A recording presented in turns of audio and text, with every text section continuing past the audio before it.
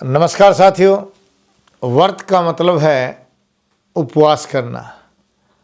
उपवास का मतलब है पानी पर रहना, यानी पूरा दिन आपका पानी का प्रयोग करना। पानीयम प्राणिनाम प्राणः, पानी प्राणियों का प्राण है।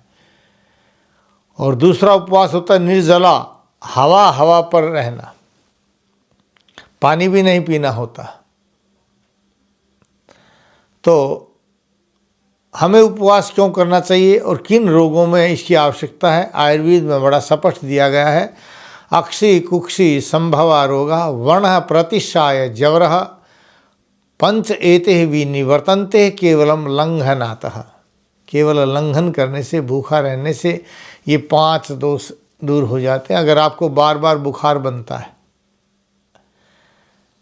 या सर्दी के साथ बुखार बनता है या हाथ पैर ठंडे हो जाते हैं, बहुत तेज़ बुखार बन जाता है, या हमेशा शरीर ठंडा रहता है या हमेशा शरीर गर्म रहता है, पूरे जोड़ों में दर्द रहता है, इस तरह से 80 प्रकार के जबरों को दूर करने का सबसे सर्वोत्तम साधन है लंघनातः, बुखार यानी लंघन करना, भूखा रहना, पानी का पीना। और अगर आपको जुखाम रहता है तो भी आपको पानी पर रहना चाहिए, क्योंकि जुखाम के अंदर कफ बन जाता है। जब आपकी इंटेस्टाइन कमज़ोर हो जाती है, खाए हुए भोजन का रस से रक्त नहीं बनता। रसात रक्तम ततो मांसम मांसान्मेदस ततो अस्थि अस्थनो मज्जा मज्जात शुक्रम शुक्रात गर्भम प्रजायते। जो खाते हैं आप, उसका जब रस से रसाग्नि के द्वारा पाक होकर के रक्त नहीं बनता तो वहाँ कफ बन जाता है। और यह कफ गर्मी की अधिकता से, उसी तरह से जैसे कुकर के अंदर रखी हुई सब्जी या दाल गैस के जलने से सीटी के रूप में बाहर निकल जाती है, उसी तरह से नज़ला या जुखाम जो है, आंत के अंदर पड़ा हुआ कफ नाक के रास्ते जब बाहर निकलता है तो इसको आप नज़ला और जुखाम कहते हैं। कफ का बनना बंद हो जाएगा जब आप पानी पिएंगे, कफ नहीं बनेगा। और जो गर्मी बढ़ी हुई पेशाब के रास्ते बाहर निकल जाएगी तो आपको नज़ला और जुखाम नहीं होगा। वर्ण घाव अगर हो जाता है, कहीं घाव हो गया, चाहे घाव वो कैंसर का हो, चाहे शुगर के कारण घाव हो गया हो या चोट का घाव हो जो भरता नहीं है, डॉक्टर कहते हैं कि आपका घाव भर नहीं रहा, आपको दवाई जो है काम नहीं कर रही है, या आपका इम्यून सिस्टम कमज़ोर होगा, इस तरह की कोई भी अगर धारणा हमारे पास आ जाती है तो हमें ऐसी अवस्था में लंघन करना चाहिए, उपवास रखना चाहिए, पानी पीते रहिए। अगर गर्मी शरीर के अंदर अधिक है तो आप दिन में सिर्फ केला और पपीते का प्रयोग कर सकते हैं। अगर आप मोटे ज़्यादा हैं और आप उपवास रखना चाहते हैं तो आप सारा दिन सेब का प्रयोग करते रहना चाहिए, संतरे या मौसमी का जूस पीते रहना चाहिए। और अगर आप दुबले पुतले हैं और उपवास रखना चाहते हैं तो घी का प्रयोग कीजिए। सुबह 100 ग्राम घी पी जाइए, उपवास रखिए, देखिए आपके ये रोग दूर हो जाएंगे। हाँ, अगर आपको आँखें कमज़ोर हो गई हैं तो आपको घी के साथ उपवास करना चाहिए, यानी सुबह 100 ग्राम घी पी जाइए। और जब तक आपको भूख या प्यास लगती है तो आपको हमेशा पानी का प्रयोग करना। पानी शीतल जल नहीं होना चाहिए, कोसा, न ठंडा न गर्म, ऐसे पानी का प्रयोग करेंगे। इस तरह से आप अगर उपवास करते हैं तो आपकी आँखों के रोग, चाहे वो आँखों की एलर्जी क्यों ना हो, चाहे आँखों से कम दिखता हो, या सिलेंड्रिकल आपकी आइज़ हो चुकी हैं, ऐसी अवस्था के अंदर भी यह आपके रोग को ठीक करने में आपकी सहायता करता है। क्योंकि आयुर्वेद ने स्पष्ट कहा है, सर्वेषाम रोगाणाम निदानम कुपितः मलः तत्प्रकोपस्य तु प्रोक्तम विविध अहितकारी भोजनम। विविध प्रकार के अहितकारी भोजन के करने से आपके अंदर मल दूषित हो जाते हैं, और ये दूषित मल ही आपके रोगों का कारण है। बस इतना आप कर लीजिए, सदा के लिए आप ठीक हो जाएंगे। ऐसे ही नहीं बनाई उपवास की व्यवस्था। आज जो उपवास में हमें क्या नहीं लेना चाहिए, पानी या फल के अलावा कोई चीज़ का प्रयोग नहीं करना चाहिए। जो आप लोग कुट्टू का प्रयोग करते हैं, कुट्टू के आटे का प्रयोग करते हैं, बेहद गर्म हो जाता है। बहुत से लोग उपवास करने के बाद बर्फ़ी या घेवर का प्रयोग करते हैं, उनका प्रयोग नहीं करना चाहिए।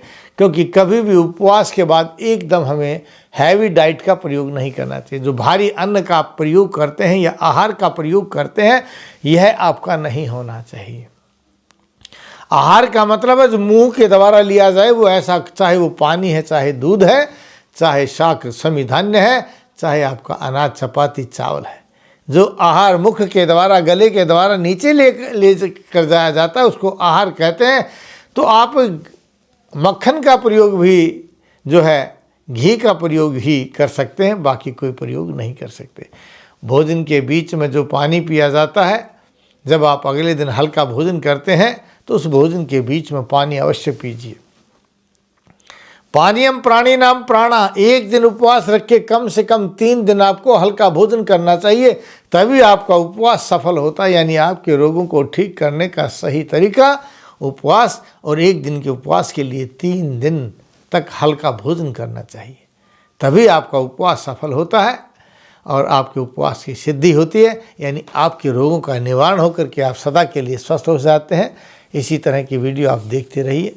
मैंने बहुत सी वीडियोज़ बनाई हैं जो आपको स्वस्थ भी रखेंगी, और आप जो कामना करते हैं कि हमारा शरीर स्वस्थ रहे, हमें मोक्ष मिले, वो सभी चीज़ें आपको अवश्य मिलेंगी।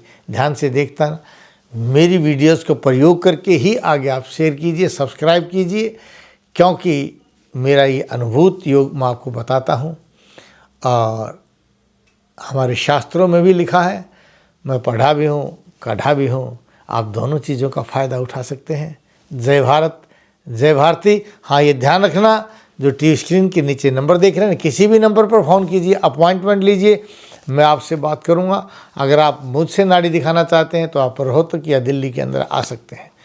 कब आएँ, कैसे आना है, वो आप इन नंबरों पर कांटेक्ट कीजिए, ये आपकी सहायता करेंगे। नाड़ी परीक्षण कराने के लिए वैद्य जी से मिलिए रोजाना रोहतक में गली नंबर 5, विनय नगर, हुड्डा सेक्टर 1, दूसरी पुलिया के सामने, मेन दिल्ली रोड, और दिल्ली में महाराजा अजमेर भवन, अध्यापक नगर, नजदीक नारायण धर्म कांटा, नागलोई।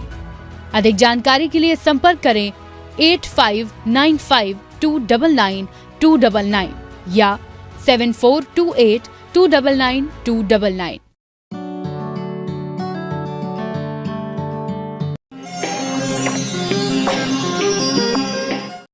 हमें उपवास क्यों करना चाहिए और किन रोगों में इसकी आवश्यकता है, आयुर्वेद में बड़ा स्पष्ट दिया गया है। अक्षी कुक्षी संभवा रोगा वर्ण प्रतिशाय जवरः पंच एते विनिवर्तन्ते केवलम लंघनातः। केवल लंघन करने से, भूखा रहने से ये 5 दोष दूर हो जाते हैं। अगर आपको बार बार बुखार बनता है, 80 प्रकार के जवरों को दूर करने का सबसे सर्वोत्तम साधन है लंघनातः।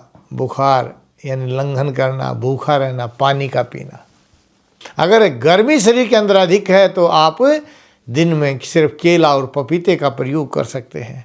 अगर आप मोटे ज़्यादा हैं और आप उपवास रखना चाहते हैं तो आप सारा दिन सेब का प्रयोग करते रहना चाहिए, संतरे या मौसमी का जूस पीते रहना चाहिए।